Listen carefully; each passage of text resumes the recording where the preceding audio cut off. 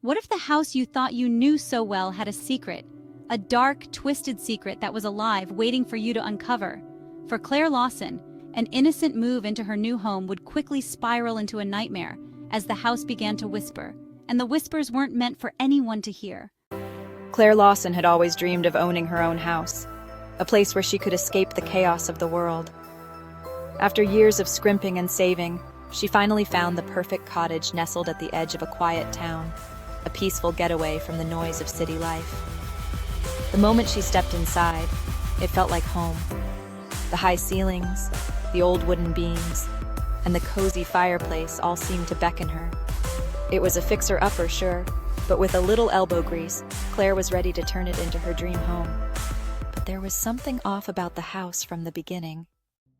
The first night, after unpacking her belongings, Claire sat down with a cup of tea in the living room, settling into the calm silence of her new sanctuary. But that peace was short-lived. She heard it then, soft, faint whispers coming from somewhere deep within the walls. She froze, her heart hammering in her chest. It wasn't the wind, it wasn't the house settling. No, these whispers were deliberate, as though someone or something was trying to speak, just beyond her hearing. Claire shook it off, telling herself it was just her imagination running wild. After all, she'd had a long day of moving in. But as the days passed, the whispers didn't stop. In fact, they grew louder, more persistent, as though the walls themselves were alive, eager to reveal their secrets. Claire's nights became sleepless. Every time she closed her eyes, the whispers seemed to grow louder. She'd wake up in the middle of the night, drenched in sweat, her pulse racing, her ears ringing with strange, incomprehensible words. She'd check the house, go over every inch of it, but the source of the sound remained elusive. The whispers grew louder, more persistent, as though the walls themselves were alive, eager to reveal their secrets. One evening, Claire decided to confront whatever it was. Armed with a flashlight, she crawled into the attic, convinced that the whispers were coming from there. The air in the attic was thick and heavy, and the floorboards creaked under her weight. The space was filled with dust-covered old furniture and forgotten knickknacks, remnants of previous occupants. As I searched the attic, the whispers grew louder, almost deafening. They weren't just random sounds anymore. They were words, broken sentences. I could make out a few. "Help me. It's not safe. They're here." Her breath caught in her throat. Who was speaking, and what were they trying to warn her about? Then she saw it. In the corner of the attic, hidden beneath an old sheet, was a wooden chest, darkened with age. The whispers seemed to emanate from it. Slowly, trembling, Claire walked toward it. As her fingers brushed against the lid, the whispers stopped. Silence. The sudden quiet was worse than the noise. It felt wrong, like something was waiting, holding its breath just behind her. Her hand shook as she lifted the chest's lid. Inside, there were a few old papers, brittle and yellowed with time. But beneath them, there was something else. Something wrapped in thick, matted cloth. I pulled it free, my heart hammering in my chest. As I unwrapped it, I gasped. It was a doll. A grotesque old porcelain doll with cracked, vacant eyes and an unnaturally wide smile.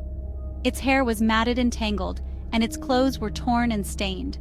There was something unsettling about it, something that sent a chill down her spine. The moment I touched the doll, the whispers returned. They were louder now, frenzied, desperate. Claire's head spun, her vision darkening. She dropped the doll, and it hit the floor with a sickening thud. The whispers became frantic, like the walls themselves were shaking with fear. The temperature in the attic plummeted, her breath turning to mist in the air. Suddenly, the walls around her groaned, the floor creaked, and the whispers grew into a cacophony of voices, muttering, screaming, pleading.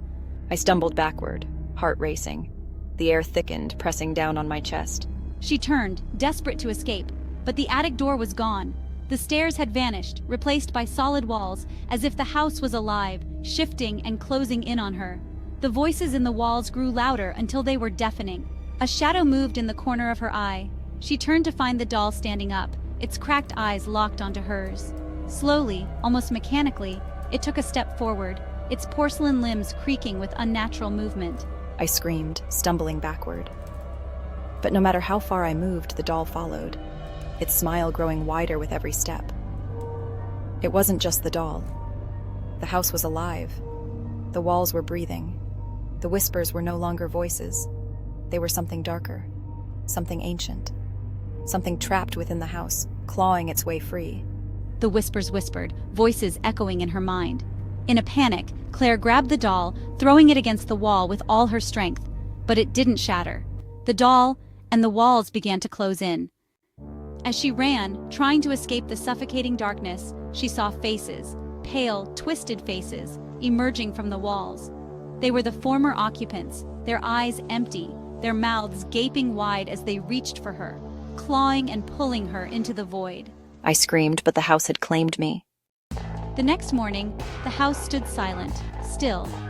The doll, now in a different part of the attic, smiled its crooked smile.